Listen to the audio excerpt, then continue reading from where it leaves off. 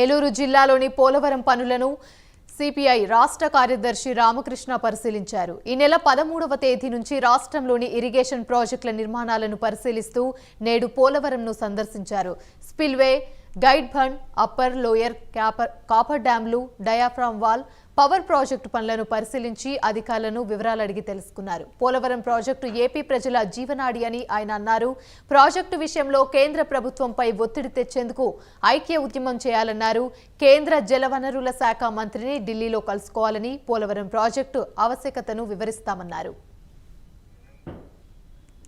ఏమంటే first of all Telugu Desam party వాళ్ళకి, YSR Congress party వాళ్ళకి ఇద్దరు ఒకటే చెప్పదలుచుకుంటారు.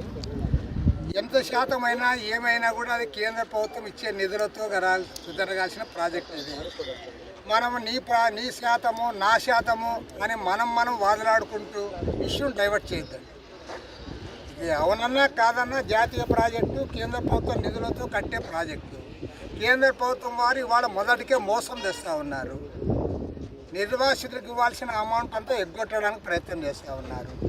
పైగా 41.5 కాంటూర్కే దీన్ని నిలబెట్టాలని కూడా ట్రై చేస్తూ ఉన్నారు. కాబట్టి మనం అందరం కలిసి వాళ్ళపైన ఒత్తిడి తెచ్చి ఆ నిధులు సాధించుకోవడానికి, అదేవిధంగా రాష్ట్ర ప్రభుత్వం ఖర్చు పెట్టి 2,900 కోట్లకు కూడా వాడు ఇవ్వకుండా తిప్పుకుంటున్నాడు. దాన్ని అడుక్కోకుండా 42% అయితేనే 72% అయితే పోనీ 100% అవుతుంది అనుకో.